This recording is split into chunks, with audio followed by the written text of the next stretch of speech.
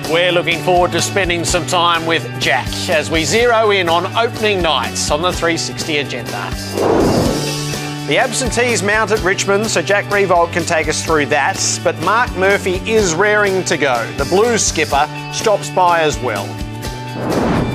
Hawthorn has its challenges growing by the day. Jordan Lewis is pushing to be part of Easter Monday as the Hawks begin another epic quest. And after Buddy yesterday, Gazza takes aim at restarting and reclaiming what once was his. I'm Gerard Whateley, here's Mark Robinson. This Tuesday night, it's footy from all angles. Hello, Robbo. Hello, Gerard. It's hard to back up. We did that first one. I thought, right, we're ready for footy now. A couple more before we actually get there. No, that's okay. The build-ups. It's building up. Last night was really exciting, I thought. It was great to have Chris Scott on. Looking forward to Jack tonight, but it's building. We only got 2 nights. And there's an element of who's not going to be there. The news of the night is that Bradley Hill's fractured wrist at Hawthorn, so he's out. Shields and Roughhead are injured. Lake and Hale are retired and Suckling's gone. That's a big change from the last Hawthorn side we saw. Oh, you're going to throw it to me last night that, you asked me, is this the biggest challenge? Well, yes, at the moment it is. It's a bit different, but this is what Hawthorn does. They respond under this sort of, I suppose, critique. We look at them and say they can't possibly win with these sort of injuries and others, but geez, it's going to be a good game. It's a perfect night to have Jack and Geordie here. Mike Sheehan's stopping by as well, so I've asked him just to run his eye over your top 50. So he will agree with every single one of my selections as I agreed with him. A Tuesday matinee, Robbo. I tell you what, the clubs are doing far better, and I sent a message to Brisbane Lions about this last night, that they're giving us the in-house, and Port Adelaide led the way. And yesterday, Gerard, or over the weekend, Justin Lepich told Josh Shackey, their number 2 draft pick, that he was playing his first game of football. And Brisbane, to their eternal credit, sent it out for all of us to have a look at it. Have a look, Gerard. As far as this week goes, mate, the way you've been going, we're going to play it. I just think I just think you've just really cemented that spot really well, and and to get you there. So I want to get you a game, big fella. Thanks very much. Mate, we're going to have plenty of games for us, and I'm pumped, and it's the start of the big journey, mate. I'm actually honoured to be your coach to start it all, because I think you've got a big future here, and looking forward to the 23 run around again too, mate. Isn't that a great smile? Yeah, he's got a big, thick neck, hasn't he, Justin Lepper? Did you notice that? Shacky's like this young bull, looking great that Lepper used to look like 20-odd years ago. But that's exciting. The coach giving off his number. Well done. Looking forward to looking at him. So I've kept the matinee something other than footy. It's really sad day today with Peter Moody confirming that he is going to walk away from racing, at least for the time being. I'm over it. This has been basically an 18-month saga. Financially, it's very draining, and I'd be lying to you if I suggested it wasn't mentally very draining. Maybe in 3 or 4 months' time, if anyone's looking for an unemployed 46-year-old racehorse trainer that doesn't know how to do anything else, maybe give me a yell. I'll be looking for a job. And get him on here. I'm going to get rid of you and put Peter Moody there. How do you feel about that? No, it's a real pity. I think, is there has to be a consequence to sending a horse to the races with a banned substance, particularly cobalt. So the suspension, it's really only the length that's to be debated, but the suspension is warranted. It is such a pity that it has taken this toll. And today he took everyone on a guided tour, reminiscing about Box 1 and Black Caviar. He's done so much for and within racing that for him to be lost to it, that's such a pity. Very well said, but I want to ask you a really, really serious question. Is Peter Moody a drug cheat? No, he wasn't found to be a drug cheat. But his horses were found with cobalt levels in it? Yep, and that's what he's been suspended for, and quite rightly so. It's just the length. They've been funny. So he's been cleared of the cheating charge. So there were 3 charges, and the first one was deliberately cheating, and he was found not guilty of that. And the next 2 were presenting a horse that tested positive. And what, is that accidental? Is that accidental cheating? Unprofessional processes at the stable was what he was found guilty of. So the punishment is warranted. but for it all to end like this. No, we don't. We don't want that. We love him. He was in here. He was going to have a smoke on national television with me one night. And you went outside. And you were kicking me. You kicking me under the thing. Don't light that cigarette. Don't light that cigarette. All right, Mark Murphy will be with us in a moment to tell us whether he's playing on Thursday night or not. A couple of other items as we start the agenda. You can take it as read that Good Friday will be part of the AFL fixture next year. The idea has absolutely taken hold. It will be either round 4 or round 5, so well separated from the start of the season as opposed to where it would have been this year, and it's really a scramble now to see what combinations of teams will take this prized date. Are we getting any closer to footy on Good Friday? Well, we didn't play again this year because Easter was the opening round, and we're set with a few games that we play. Richmond, Carlton to open the season, Hawthorn, Geelong on Easter Monday. So we'll have a good look at that for next year, and I think given Easter doesn't open the round, there'll be a better look at it. Which clubs have put their hands up to play on that? Every club. Ever going to be Good Friday football? Yes. Next year, Bill. Carlton, North Melbourne, twilight. Next year, either side of the Children's Hospital, magnificent. That'll be exciting. Full game, so big Brisbane round 1, North Melbourne round 2 for Carlton. So it's April 14, Good Friday 2017. So that'll be well into the season. It's closer to Anzac Day than it is to the start of the year. So twofold is the debate is over essentially. I've always been anti-playing on Good Friday, but are you a pro? No. All the other sports. Oh, I've wavered. Yeah. I really have through the times. I mean, you can do a lot of things on Good Friday. You go to the casino all night and sit there and drink and punt and to be debaucherous, but you can't go. But you can't go to a game of footy. You know, there was just sort of a lot of hypocritical activities, Jared, in society. A-League, NRL, waffle, sandful. Look at all that. Plenty to choose now, from. now that it's coming back, I want a double header. Oh, you want to? I just want to. Well, what are we going to do in the night? We'll just go a double header during the day, contribute to the Good Friday Appeal Fund, and let's have it. You want it all. One in Melbourne, the showpiece games as they stand, so those that are fixed, and what combination might go in from here. So the season opener has, for some time and for the foreseeable future, appears to be Richmond and Carlton. Easter Monday is Hawthorn and Geelong. Anzac Eve is now Richmond and Melbourne, which looks like it will get a sustained run. Anzac Day is Essendon and Collingwood. The Queen's Birthday, Melbourne and Collingwood. Dreamtime at the G's, Richmond and Essendon. So Good Friday.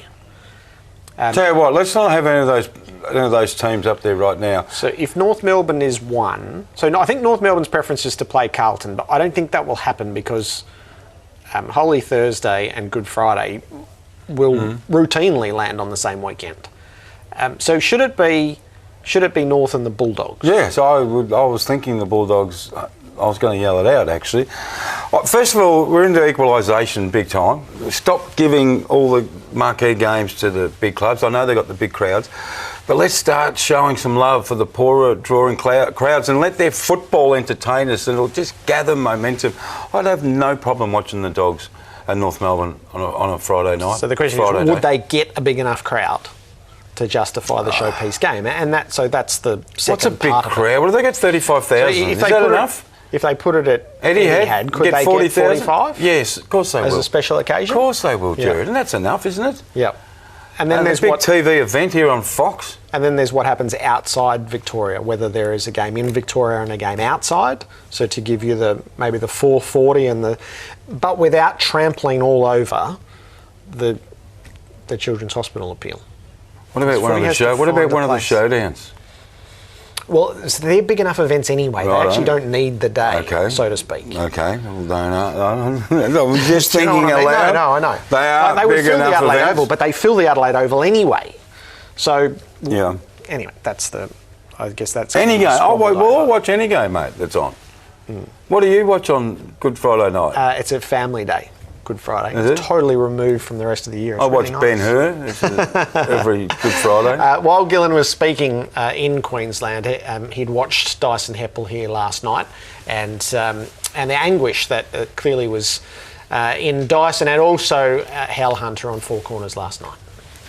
I do feel angry. I feel let down, and probably an overwhelming sense of injustice towards the club, a number of people that were at the club at the time, and the investigation. yeah, I think it's more just that feeling of being let down by the club and not the system itself. It's great that Dyson's honest and upfront about how he feels, and those players have been through a lot. It's been a long saga. There is a finish line at the end of this year, but supporting and getting around those players for a tough year is going to be important. That they've been through something that they shouldn't have been through, and they've got a legitimate right to talk to the club about being compensated for that. And I know the club is up for those discussions. And that level of compensation is obviously something that's, as Gil said, those discussions have begun. Yeah, they have begun. I'm very, very interested in the outcome. How do you come to an outcome? I thought Dyson Heppell spoke really, really well last night. There's a lot of feedback today about, should we have asked Dyson Heppell whether he was going to be at the football club next year? Let me just say that I strongly suspect that Dyson Heppell will be at the football club next year. But it's raised its head. You know how we described it as this fire burning, and it goes down to embers and it stays there for a period of weeks during the heated moments. But it's been in embers for quite some time. In the last 3-4 days, it's just inflamed again, and it's going to happen all the way through. How did you think Dyson went last night? I think he came across as honest and likeable and a man in a tough situation. I think some of the specifics you could argue with, and maybe there'll be a time in the future once everything is settled, the appeal most notably, because there are restrictions on what could be said, and also on the compensation side of things where maybe dotting I's and crossing T's can be done. But it was a bit tense when we asked him about James Hird, wasn't it? Anyway. So there's damage there. And Gary Ablett was a part of this today as well on the Gold Coast. 150 years of Queensland footy being celebrated. Just one game to be celebrated for Gaz. It will be good to have him back, just as we were noting last night with Buddy. Body feels great. Obviously I had the shoulder injury, which kept me out for 12 months, but I've done everything I possibly can to strengthen it up and make sure that I'm ready to go round one. I feel good. There's obviously been a lot of talk whether I can get back to the type of footy I know I can play, but I'm confident I can. I'm confident I can get out there and perform and do my bit for the team and help us win footy games. So of all the things you did over the off-season, this is the one I most wanted to ask you about, because you got an insight into Gary Ablett that he's never been prepared to give publicly before, an insight into his religion and into his football, and I think it came away with a far clearer picture of who he is beyond the extraordinary footballer that we've marvelled at for a decade. It's an interesting world we live in, Jared. I interviewed perhaps the game's greatest ever player at the back of a grandstand on 2 plastic chairs, 35 kilometres north of Brisbane. We're just sitting there chewing the fat. And I said, Gaz, I really want you to trust me. I want to ask you a question about your religion. And I told him my interest in it. And he thought about it, and then he opened up. And the further we spoke about it, the further Gaz spoke about Jesus Christ and his impact on his life. And it was really enjoyable. It was enjoyable to hear Gary Ablett so relaxed and not talking in cliches. I'm not having a go at Gaz, but sometimes Gaz can talk for 2 minutes and not say a great deal. He'll say the right things, and with this discussion, it was talking about something really, really personal, and it certainly wasn't cliche talk. So I know that he was really proud of how that interview turned out, not how it was written so much, but how he came across in the words that he spoke. He was true to who he is. Yeah, he was absolutely really proud of himself. He has missed 23 of the past 29 games when it comes to the football context of this, and we've all been the poorer for that. So that resumes when the Suns play the Bombers on the weekend. Who will be there on Thursday night is a great question heading into Richmond and Carlton. We'll get the confirmation on one side of things with the Blues in a moment, but the Tigers, they've had an interrupted build-up to a non-negotiable match to get this season of promise and hope underway.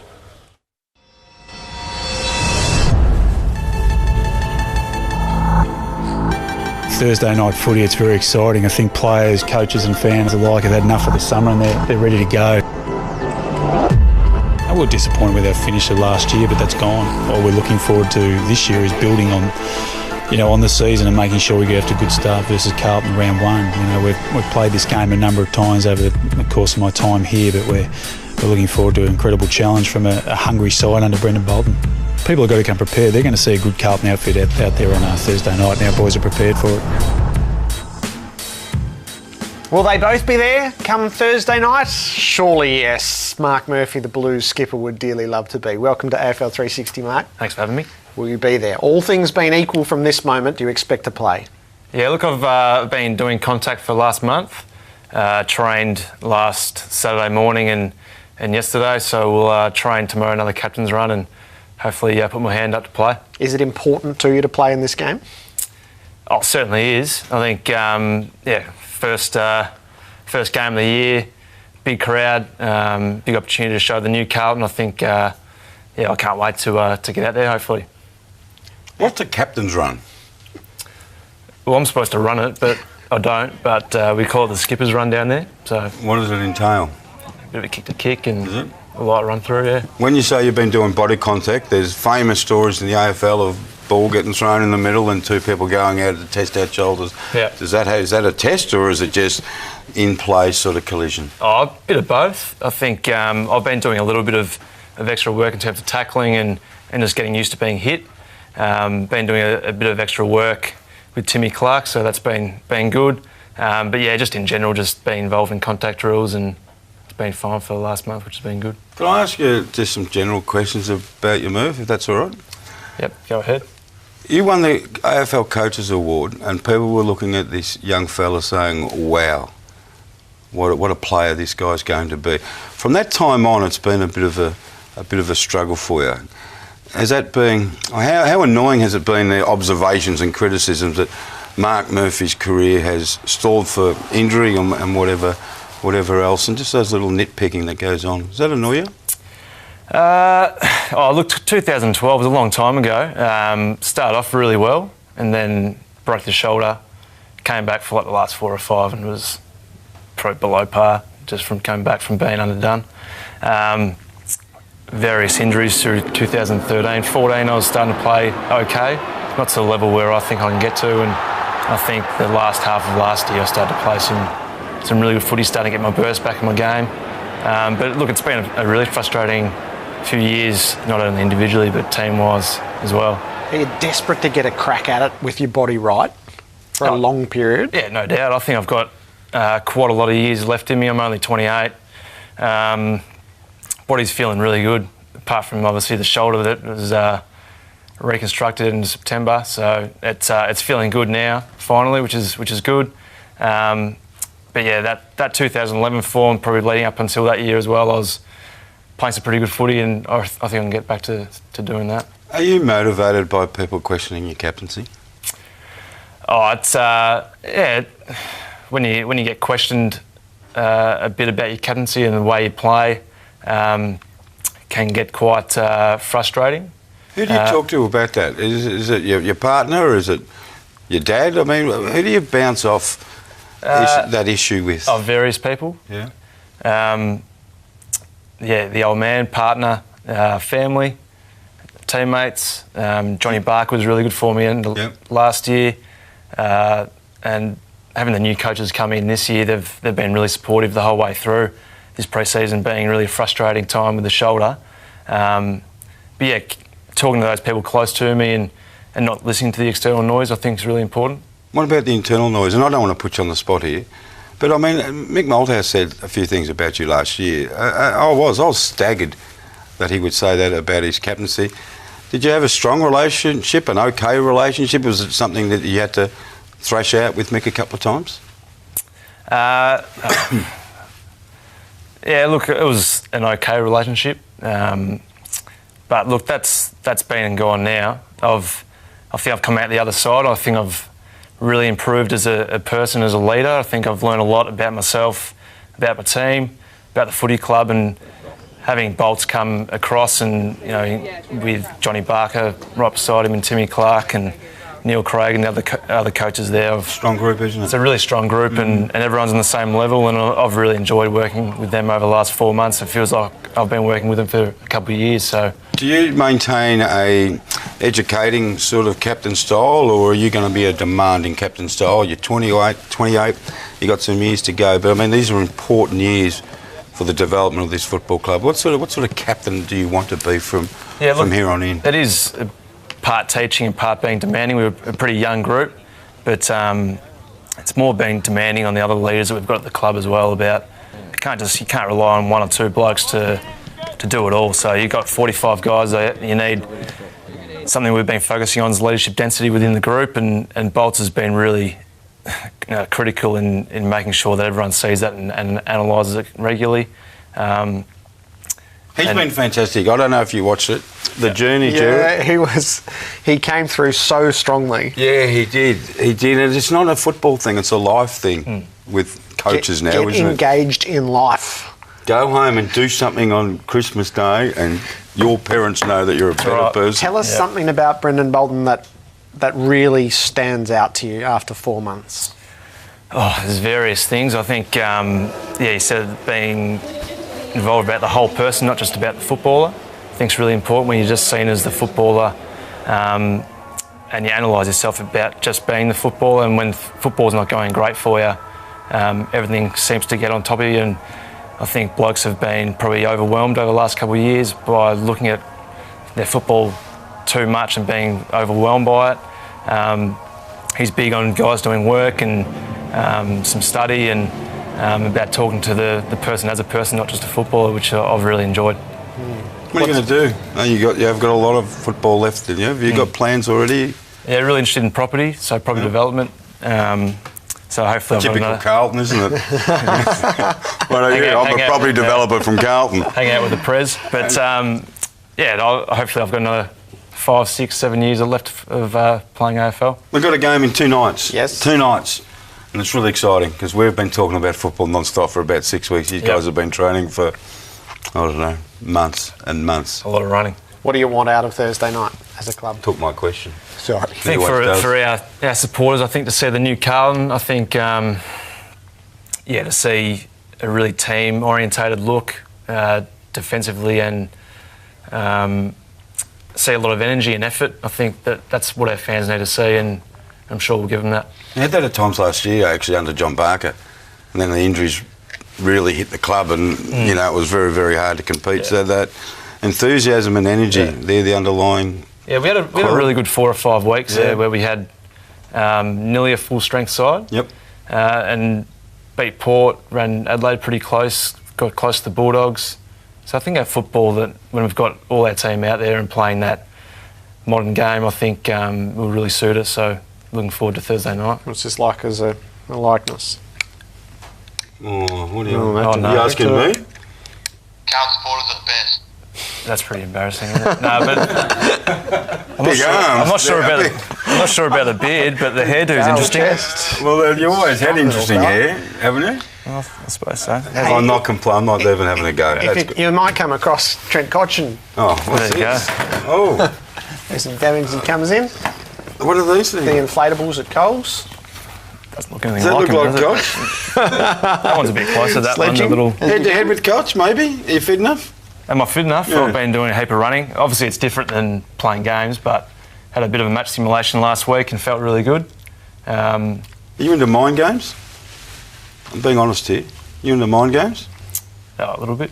Were you saying to Koch about their performances last year, the performance last year in the finals? It's been written up about 35 times, and he knows he had a poor game. Will you remind him that he had a poor game? I might. But they're playing finals and we haven't, so... He could say that. He'll say that back to me. But the fact of the matter is, it's on. There's no more playing around. It's for keeps. It's a new year as well, so be exciting. Looking forward to it. You could give him one on the way out now. Mark, the very best of luck. We hope you're there on Thursday night. No worries. Good luck for the journey. Mark Murphy, the Blues skipper, and his players' night here on AFL 360. The other side of the coin, Jack Revolt is about to come in representing the Tigers. He joins Jordan Ross.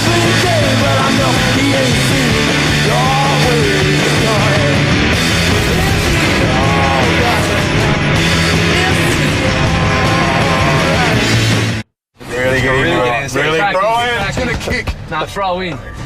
Go. How can I try to explain? When I do, he turns away again. It's always been the same old story. Have you got the personalised shirt? Have you got the lake shirt? Yeah, that's why I was catching the bus. I've got training. Some people go to train in the night time now. So Are you playing? I'm off to train after this, yeah. At the local? I'm down at Caroline Springs, local footy. Are you getting paid by the game or by the goal, Brian? No, I'm doing it for the love. Robert. Turn it up. Love of Turn it up. Doing it for the community. The love of Caroline Springs. I swear I don't know this song. Turn it up. I've just heard it. The little nephews, they love this show, Frozen, so I reckon all you boys know it. Say something crazy. You're bagging my song. I love Crazy. All my life There's been a series of doors in my face. Bagging my song. I haven't even seen this movie. Suddenly I bumped into you. Come on, lads, don't be pussies. I've been thinking my whole life to find my own place. And maybe it's the party talking all the chocolate fondue. Chocolate fondue night. And it's nothing like I've ever known before. Love is an open door. Give me something like it. Love is an open door. Love is an open. This is not great. We're not getting on the spirit, are we? This isn't great. I thought that was a roundabout. Have you driven us to the pier? Oh, I'm going to have to do something crazy This is outrageous. Wrong way around the roundabout. Sorry, boys. We finish each other. Oh, you're still singing this? I'm going. Never meant so much like me. Jinx again. Synchronization can't have but one explanation that you were just meant to be. All right, back to the show. Rightio. Our show. Go on. Who's your favourite, Jack? I quite get along with the sound guys pretty well. And the guys behind the camera, to be honest. I don't like asking that question because Mark McClure's my favourite. We've had a bit of a love-hate relationship. To be honest, there's probably been more than hate than love. He loves to hate me. Who's your favourite, Brian? And you can't say Jordan. No, mine was Baz, but I was just taking his job, so I don't think he's going to like me anymore. Yes. Dyson, if you want to say me, feel free. Robbo. If you want to. Okay, I won't then. Okay. No, I enjoyed watching BJ last year. Also Bob Murphy, good insight into the game. But I like Kingy as well. He's Kingy likes Kingy too, doesn't he? We're all sweating hard in Any more singing surely can't go to air. Jack Revolt, welcome. What a start, eh? Yes. Leave your dignity at the door. And I did. Yeah, that was very interesting. Big fan of James Corden, who obviously started the carpool karaoke there, with a few more people that got better voices than the three of us or the five of us in the Jeep there. But a bit of fun along the wharf there. Perhaps he's taken an injunction to stop any more of it going to air. Jordan Lewis, welcome back. Thank you. Nice to see you. I was very happy not to get an invite to that. Just the newbies. What would you have sang? I couldn't tell you. I could not tell you. I'm not a music buff. I listen to Triple M in the morning and Triple M at night. That's about it. You've sung the Hawthorn theme song a fair bit. Yeah, probably know horses a little bit, but Richmond have now taken that office, so we might have to get another song. Last time we spoke to you, you were somewhere the night after the celebration. I can't remember where you were. You were heading to hospital. Yeah, I was actually going for surgery. What was wrong with you? Wrist reconstruction. Oh, who'd you hit? That one. Not that time, anyway. When is it? Four-time premiership player. Does that mean anything to you, or as you get older and get used to winning them, you get over them quicker and focus more on the next year? What's the process? Oh, it certainly means something to you, but I mean it's a thing with AFL football. You can't bask in the glory for too long. We had a couple of weeks after the grand final where we could enjoy it. Then all players disperse over the world, and then you don't really have contact with anyone for a while, and there's no articles written. So I mean, football really goes to the back of your thoughts. And it's probably not until you come back to pre-season where you catch up on the season that was, and then you seriously just move on to how do we get better. And that's just the unfortunate thing about AFL football, and we're happy that this season is upon us and hopefully repeat it again. There have been hiccups at both teams almost by the day at the moment, which It's surely the worst result heading into round one. So the freshest one is Brad Hill, who's fractured his wrist. Yeah. So that I heard of that today. We haven't been at the club. We've been at country visits. We've been in Rutherglen all day. So I don't know the finer details of it, but that seems to be the story coming through. So hopefully it's not too bad, and he won't miss too many games of football because he's a vital piece to our puzzle. It does. I mean, Monday starts to look very difficult now. Roughhead, Shields, Hill, plus the 2 retirements and Suckling gone is, 6 new comrades from grand final day. Yeah, I mean, it's exciting. And we may see a debutant, we may not, but I think the thing that we've prided ourselves on especially over the last 3 years, is our depth. And we've got guys that are coming in who have got anywhere from 30 to 40 games experience, so they're not new kids that have just been exposed to a higher level. They've done their apprenticeship, and we rely on our system, not just one player in, one player out. But I mean, they're key players, but we hope that we can cover those. When I listen to you talk like that, Jordan, I actually believe you. Because when I hear other players talk about, you got 3 or 4 major injuries and retirements, I think they think, we might be in a bit of strife this week. We've got key players out. Do you see a confidence in Hawthorn, Jack, in that regard, or am I seeing something that doesn't exist? No, I think there's, as Jordan said, there's confidence in the stats. And when guys start to get 30 to 40 games under their belt, they start to get a bit of surety about themselves and their spot as well. And they know that they need to take their opportunity to turn into 100, 200 game players. So I think getting the taste at the level's the important thing. And that's where probably the Hawks have done it the best over the last 4 years. They've had the Mitchells, the Hodges and Jordan that have consistently played and been the nucleus of their side, but they've been able to test blokes in there, in and out. I think there's been some couple of young kids that have come through and now we're seeing probably the fruits of the labour for them. I think Hartung's probably a great example of a guy that's been sort of tried. He was a sub, but it's all experience. And then they're the sort of the games that you get into them, so they get to 50 and it's like that, and you look back and go, where'd the 50 go? And then they're good players for your football club. Is it at all unnerving as you lose Marich and Delidio, and Yaron's obviously not going to play now, heading towards Thursday night? Yeah, look, I think Delidio is probably the biggest loss for us. He's obviously our vice captain, or him and Ivan are our vice captains of our football club. The loss of Ivan's going to be a big one, but I think Sean Hampson can really cover that loss for us. And to be honest, he provides a bit of a different sort of ruckman for us. He's that taller type that we see with the Goldsteins and I suppose Sanderland types that can really dominate in the ruck. And I know our midfielders are really excited to get him hitting the ball to them and hopefully winning some centre bounces there.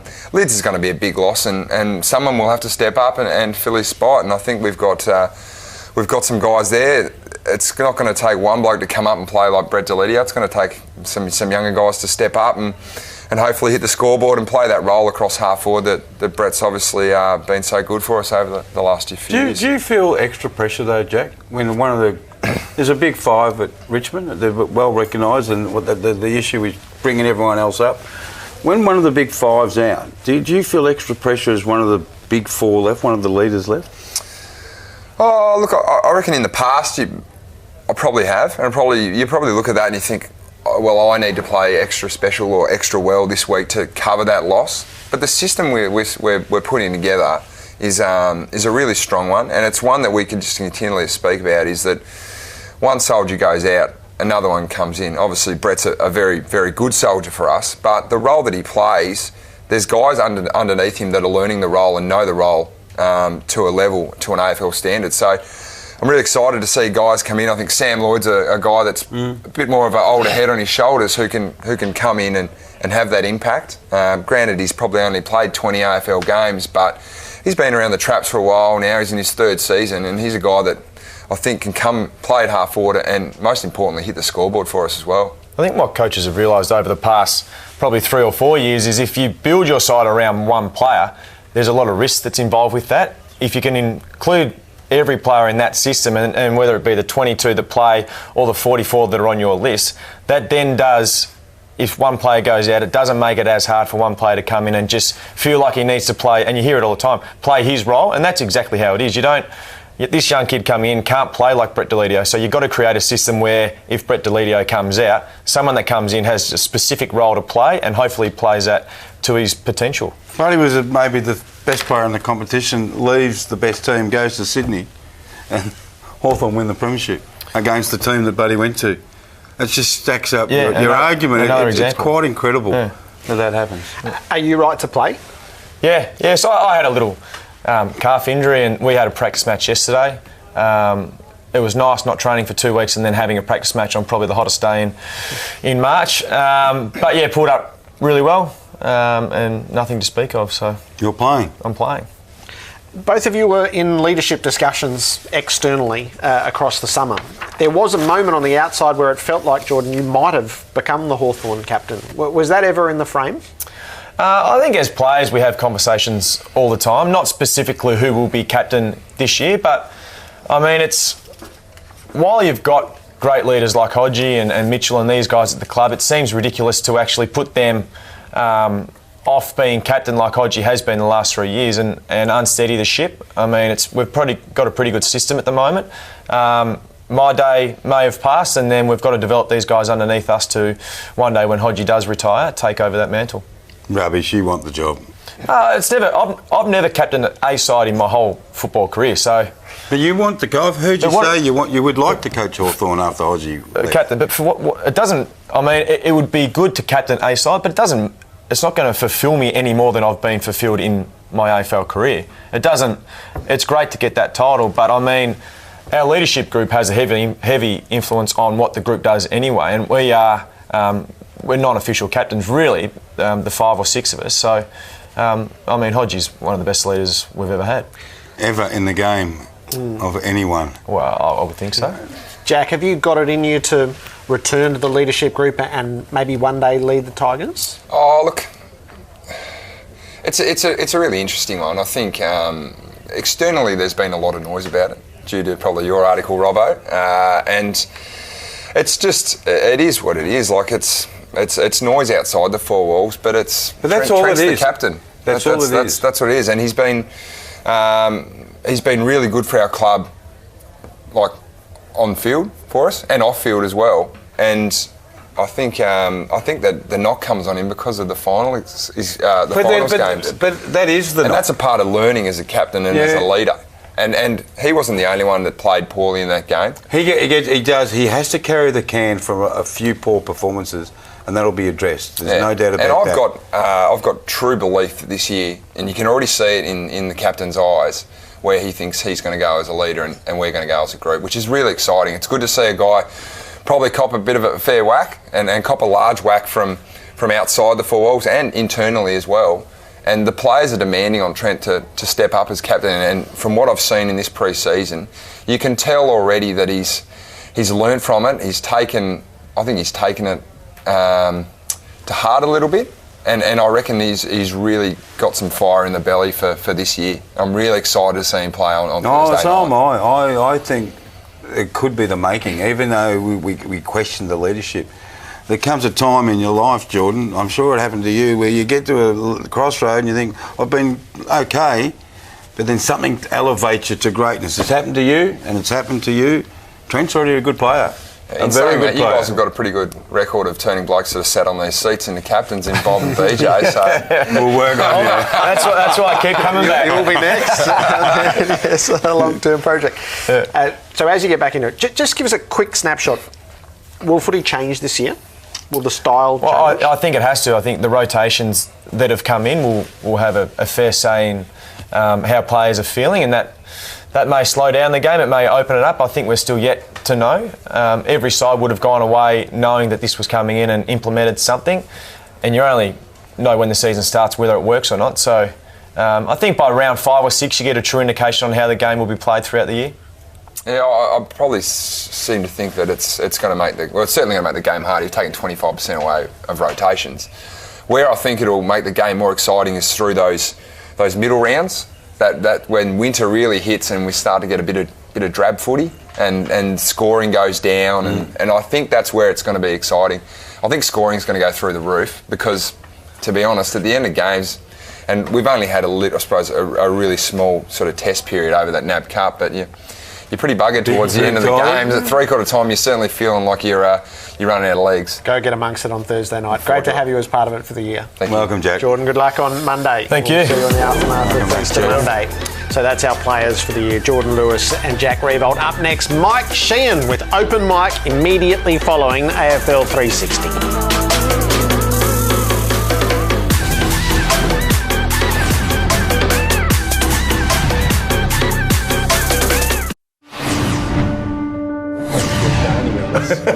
I think it was like you look the oldest.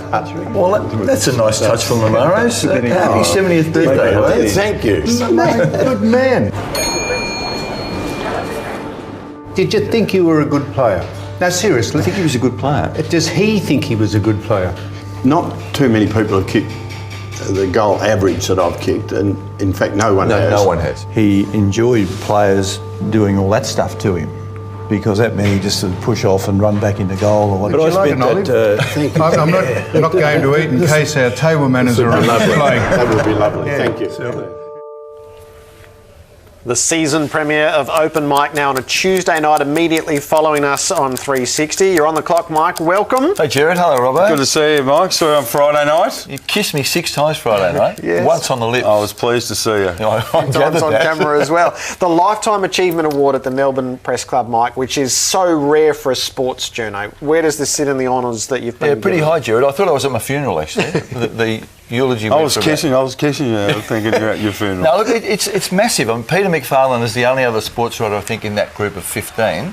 Les Carline is a brilliant racing writer, but I don't regard him as a sports writer. So I think it was important. Certainly it was humbling for me, and I was proud, but I think it's important for the industry that we are seen to be fully fledged journos. Tears? For me? No, rubbish. Come on, tough guy. You broke down on you. Tears when I saw Jared carry his 8 trophies home. How's he going to manage it? New night for you. Pardon? Open mic, new night. Yeah. What night? Monday to Tuesday. My choice was, I used to say to Rod Law, and I've said to everyone in charge since, get us out of the gridlock on Monday night, put us on Tuesday night, which everyone says was a desert, and put us behind 360. I've got my wish. So I hope everyone watches it. A bit of time to breathe. And maybe a new format here and there? Are you prepared to just explore more than just sitting in the confines of a studio? Yes, tonight's episode is 3 of the giants of the game. And I must say, it was very romantic for me. I don't mean romantic in that odd sense that you talk about, but what do I talk about? with 3 of my heroes from the 70s, and just let them talk about their 50 years in football. I'm really looking forward to listening to Barry Richardson, because he hasn't got the profile or the character of Newman and Peter Hudson. But you know what he's got though? He's got 3 of those, 3 flags. They do count, don't they? Jared, we broke. Yeah. Sorry, it's our show, Michael. Let me ask you this. We do the question asking. Hey, you're only a boy from Bendigo, son. You're going to earn your stripes. Why have these figures endured, Mike, in your mind and in the football public's imagination? These 3? Yeah. Well, I think because there are very good players and great players and elite players, and those 3 are. And Hutto, we all know Hutto's figures. Sam Newman because of his TV persona, but I wanted Sam there to let people know that this bloke was a genuinely good footballer. Like, he was an outstanding footballer, John Newman. So it's important for him, and he doesn't talk about it, and he doesn't let people talk about it either. And Barry Richardson, I mean, he would have been anything. He did an ACL in his 3rd game and didn't have a cruciate ligament in either knee when he ended his career. What year was that? Late 60s? He played in the premiership. He played in 3 premiership teams and would have played in the 4th had he not been injured. The medicine back then, he was lucky they didn't amputate his leg. Doing an ACL, that ended John Coleman's career. It wasn't an ACL. I thought you said an ACL. No, Richo's was. Yeah. Coleman's was a cartilage, and that ended his career. Yeah. The format has changed. It changed last year when we had Graham Corns and his 2 boys on, which is one of my all-time favourite shows. And this year, after tonight's episode, Mark, we've changed again and got another direction, and we have a female on.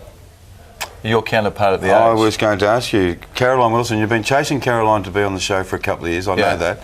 How did you finally swing her and her employer? Well, she was happy to do it previously, and Channel 9 had a problem because Open Mic was up against Footy Classified late on Monday night.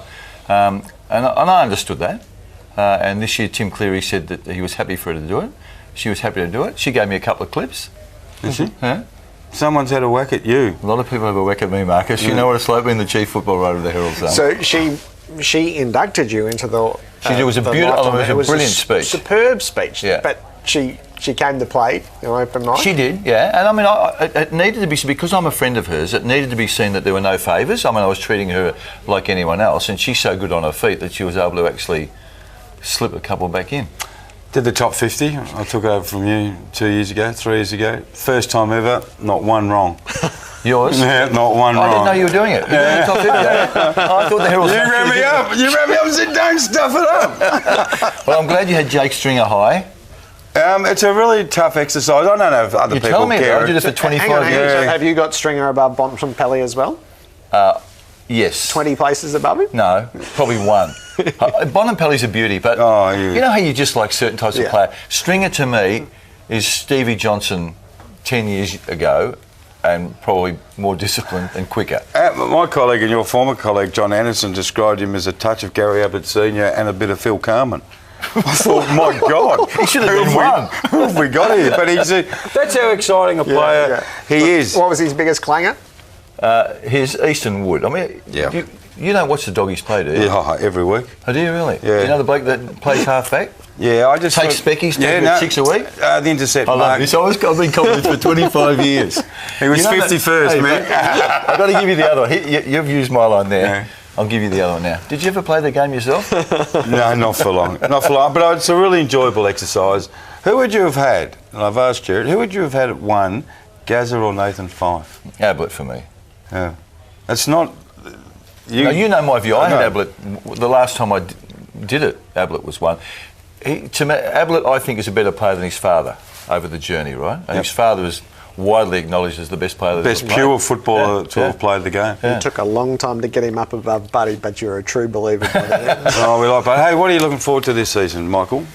I must say my passion's not quite as strong as it used to be. When you're playing golf 6 times a week. If I could hand-pick a story now and say, I want this story to happen in the first Saturday of October this year, it would be watching Bobby Murphy raise the cup. And it's plausible. No, it is. I would, the romance in me says, I'd love Melbourne to do it, but that's not plausible. You misty-eyed old fool. Lovely to see you, Mike. Open mic coming up in a few moments' time. Sam Newman, Barry Richardson and Peter Hudson. Our Wednesday lineup is something to behold tomorrow night.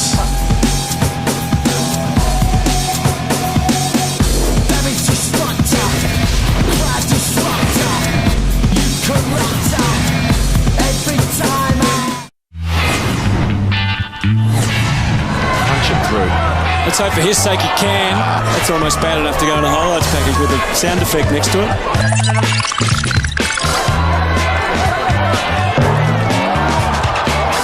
I'm ready to get into it.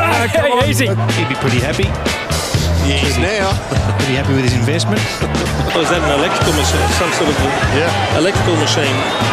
Jared, your physio background will tell us what that is. Must be an electrical machine. Probably end up with a goal to Tom Lynch.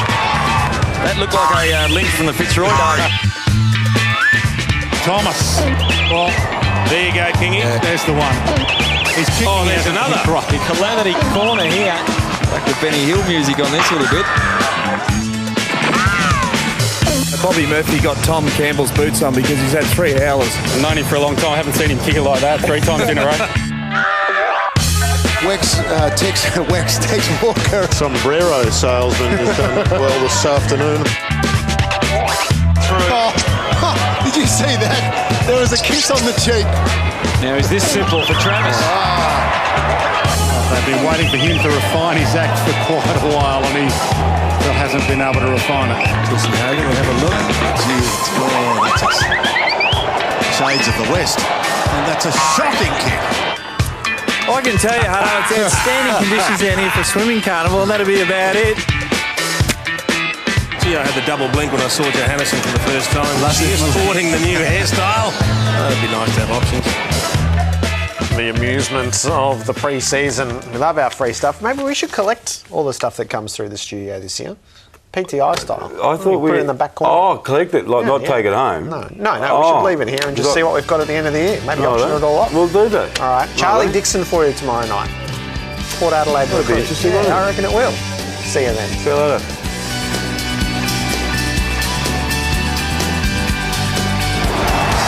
This has been a Fox Footy production. part of the Fox Sports Network.